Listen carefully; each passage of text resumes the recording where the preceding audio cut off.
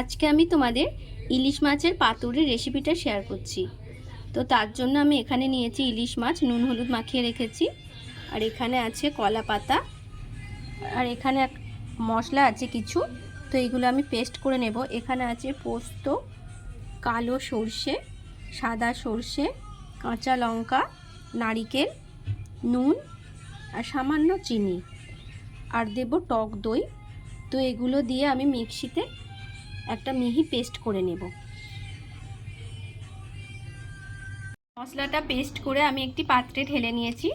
তো এবার দেব কিছুটা হলুদ গুঁড়ো আর দেব সর্ষের তেল।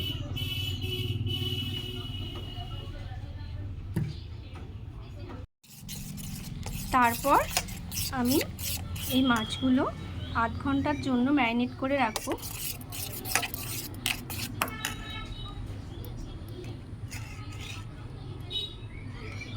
তো এইভাবে মশলাটা মাখিয়ে আমি আধ ঘন্টার জন্য ম্যারিনেট করে রাখবো। তারপর কলা পাতাগুলো আমি একটু পরিষ্কার করে ধুয়ে নিয়েছি। নিয়ে এই যে এইভাবে একটু আগুনের মধ্যে তাতিয়ে নেব, যাতে ওই মাছগুলো দিয়ে সুতো দিয়ে বাঁধার সময় যাতে ছিঁড়ে না যায়। তো তার জন্য একটু জাস্ট নরম করে নেওয়া। তো এইভাবে আমি এপিট ওপিট একটু নরম করে নেব। আধ ঘন্টা ম্যারিনেট করার পর আমি কলা পাতা একটা নিয়েছি। তো তার ওপর আমি একটু মশলা দিলাম, দিয়ে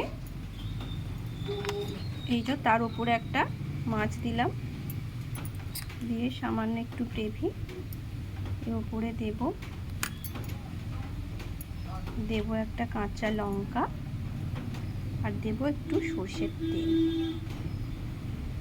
ব্যাস, এবার এইভাবে এটাকে ফোল্ড করে একটা সাদা সুতো দিয়ে বেঁধে তারপর আমি পাতুরিটা বানাবো। তো দেখো, সমস্ত মাছগুলো আমার কলা পাতায় দিয়ে ভালো করে সুতো দিয়ে বেঁধে মুড়ে দেওয়া হয়েছে। সুতোগুলো খুব সাবধানে বাঁধতে হবে যাতে না গ্রেভিটা বেরিয়ে আসে। তো দেখো, আমি এইভাবে ভালো করে বেঁধে নিয়েছি কলা পাতাগুলো মুড়ে।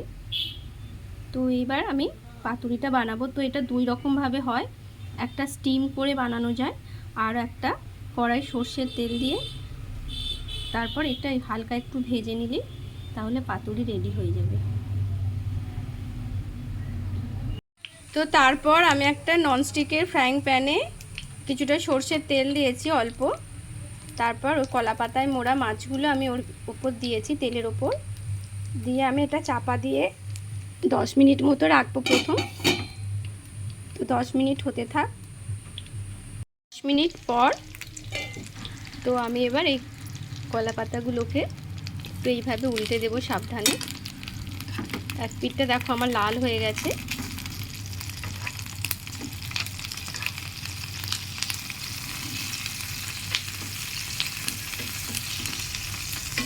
তো আর এক পিঠটা হতে থাক। তো আমি চাপা দিয়ে এইভাবে রেখে দিই। দুই সাইডটা আমার লাল করে ভাজা হয়ে গেছে। তো পাতুরিটা আমার এবার রেডি হয়ে গেছে। তো এবার আমি নামিয়ে ফেলবো।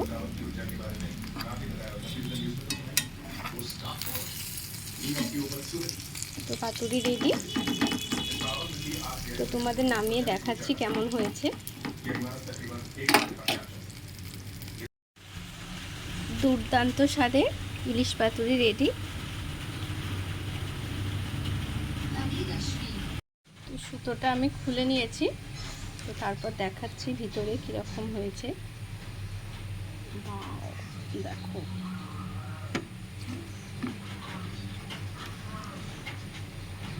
এই দেখো কাঁচা লঙ্কা, দুর্দান্ত টেস্ট হয়েছে।